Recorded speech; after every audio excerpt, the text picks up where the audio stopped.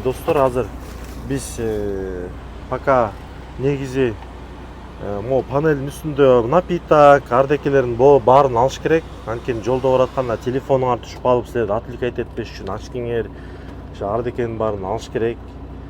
Жаңы отурган водитель негизи эме болот да, мындай. Башында кандай койсоң, ошого жараша баягы иш кетет. Мисалы, биринчи очередь мен айтам, өзүңө ылайыктуу кылып сиденияны жылдырып ал деп. Күчкөлөрдүн баарын өзүңө каап настройка кылыш керек да. Толук рульга эме бериш керек. Мүмкүнчүлүк. Андан кийин достор, мындай да, мисал үчүн мен кечээ Өмүрбекке айттым, мисалы change lane кылганда обязательно күзкүнү биринчи очередь адамды күзкүгө үйрөтүш керек. Күзкүнү карабаса, бүт ДТП'нин баарын, происшествиянын баары ошондон болот. Биринчи очередь баягы легковой айдап жүргөн адам тракка отурганда карама каршы роль ойнойт. Эмне себептен десеңер, легковойдо поворотник түзөсүң, анан бурасың. Мында болсо ошого көнүп калат адам. Поворотник түзөп автоматтан бурулуп баштаганда жандагы машиналерди көрбөй калат. Ушул күзкү, мына мореки күзкү, бул өзүңөр көргөндөй общий артындагы обзорду көрсөтүп атат, 53 фит. Бул оюнчук эмес, узун. Сен артыңда трейлер бар экенин көп унутуп калат дагы, ошондон проблеманын баары ошондон болот. Экинчи очередь, эмне экинчи действие ылдыйкыны карайсыңар. Ушуну караганда көрдүңөрбү? Слепая зона деп коет. Кетип баратканда, эгер силер change lane полосаны өзгөртүп атканда капталыңардагы жеңил машиналер көрүнбөй калбасын деп ушул карайсыңар. Экинчи действие, үчүнчү действиясы уже обязательно ушул үскүнү карайсыңар. Биягында болот. Анан тетиги жерде болот. Ушул адамга биринчи очередь жакшылап внушать эткенден кийин уже адам биринчи знактардан тышкары ушу түз полосаны кармаганды, анан экинчи очередь күзкүнү караганды эле үйрөнсө, бул биринчи сабакка жетиштүү деп эсептейм. Андан кийин на себе испытал дегендей, знактарды по-любому карабайт. Знактарды жетишпейсиң сен, анткени полосаны кармаган бир өзүнчө бир эме да, потому что бардык мектептерде, бардык сидел школаларда ушундай трак эмес. Ал кээ бирөүндө кичинекей, кээ бирөөнүн автомат переключениялар башка. Ошон үчүн бул D, нейтрал, R, назад кантип эметиш керек, кандай кылып вообще надо безопасный safety start деп коет. Safe стартты кантип кылыш керек, ошонун баарын көрсөтүп туруп, анан жолго чыгабыз биз. Анда эмесе кеттик. Көрсөткөндө эле бастык. Путин старт, кеттик. Түнгер кылдык да, шашпай анан эмени, главное могуну карайсың да, трейлерди. Максимально чыгып бересиң астыга. Биз парковкадан чыгып кечээ айдаганбыз. Бүгүн дагы бурабер. Көрүп атасыңар, өзүңөр артындагы трейлерден максимально вытягивать этип, анан чыгып, ушинтип айдайбыз. Ушундай поворотторго келгенде обязательно токтомой, токтоп туруп, эки жагын карап туруп, анан бурмай. Себеби дегенде бул кичинекей жол болгону менен ар кандай адамдар болушу мүмкүн, ар кандай водительдер болушу мүмкүн, ар жактан бирөө катуу келе атышы мүмкүн. Ошон үчүн албетте шашпастан токтоп, анан айдаш керек да. Албетте мындай знак стоп сайындар болгондо, стоп сайындын жанына келебиз дагы, токтойбуз. Ушу максимально эки жакты карап, машина жок болсо, анан айдай беребиз. Вытягивать эте бер астыга. Жакшы бурулуп атат. Трейлер сол жагын карап сопровождать этебиз, сол жагындагы трейлерди. Анткени арты кириш керек.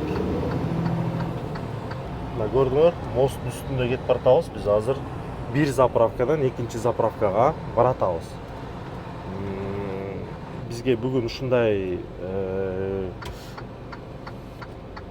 жакшы күн болуп атат, эс алуу күнү.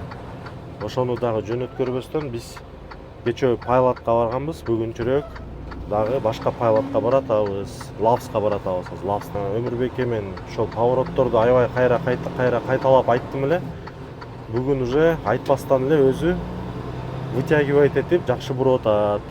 Бул эң жакшы көрсөткүч. Поворотниктерди берип шашпастан 20 East Highway'ге чыгабыз.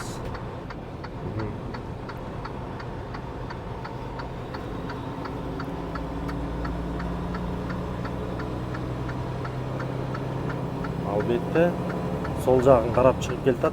Сол жагында машина жок болгондуктан өзүнүн полосасына которулуп атат. Себеби ар жакта келаткан машиналар өзлөрү эле трак чыгып келатканын көрүп, көбүн көрсөңөр сол жак полосага өтүп атат. Экинчи лейн солго кылсаң, поворотникти күйгүздү, 2-3 секунд күскүнү карады, машина жок экенин көрдү, анан не кылып атат? Албетте аккуратно, ушундай плавно перестроение болуп атат.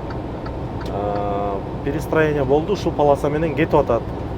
Пока биз негизи оң жак полоса менен жүрүшүбүз керек, бирок как инструктор катары, как мындай кээде ушундай ситуация болуп калат, сразу эле бул полосага өтпөш керек. Эми бул элестетип атабыз, биз бирөөнү обгон кылып атабыз. Эми бир негизи биякта машиналар өтүп кетти, азыр бошоттук, эми оң жакка өтөбүз. Туура поворотникти күйгүздү, күскүнүн баарын карады, мына он убеждается, что нету машин. Анан кийин плавно өзүнүн эмесине, полосасына кайра кирди. Кечөө дагы албетте биз жарым саат айдатып бардыгын эметкенбиз. Негизи мындай жолду албетте трассаны жарым саат, 1 сааттан айдатып күндүз көндүрүш керек, анан кол көнүш керек. Анткени сидел школада айдаган башка, а живой айдаган таптакыр башка. Разрешенный 75 биякта. Биз 67 менен кетип баратабыз, бул өтө жакшы.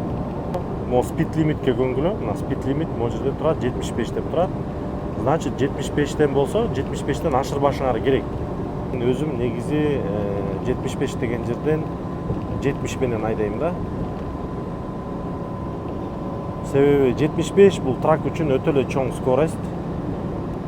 70 деген жерден 65 менен айдайм. Айырмасы көп болсо жарым саат. Зато жолдо кетип баратканда бул могу рульду кармап калыш экстренный ситуацияда көбүрөөк шанс болот да. Азыр биз экзитке даярданып калдык. Поворотник 0,6 майлдан кийин бурулат экенбиз, уже поворотникти бере берсең болот. Заранее артындагыларга мы извещаем, что мы будем поворачивать 35 деп турат деген алыстан эле көрдүм мен.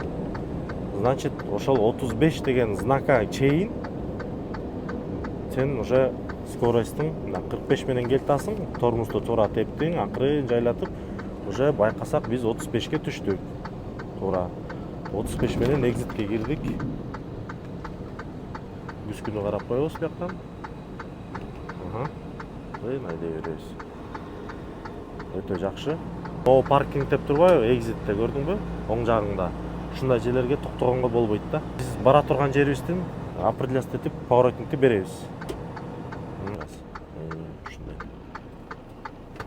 Анан акырын чыга бер пока. Бирок до конца чыкпа. Көрүнбөй атат, оң жагың көрдүм сеники. Чыга бер бир аз, бир 2-3 метр чыга бер. Анан карап токто бир. Тягын кара эми.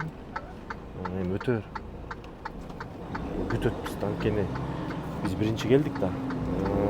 Шашпай бир газды базба да. Көп баспа.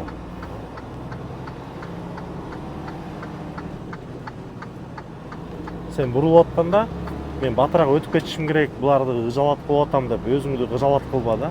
Булар уже по-любому күтүп атат сеничи. Ал сен бурулуп атасың да. Навигатор менен эле стоп сайында. Сол болсо түз кетебиз го, эми ар жагы менен киребизби? Знактарды көрөбүз, трак түз, автомобилдер солго дейт. Анткени биякта жеңил автомобилдердин заправкасы, бизге болсо трак парковка керек. Азыр биз 90 градуска коебуз. Өмүрбек, мындай кыл.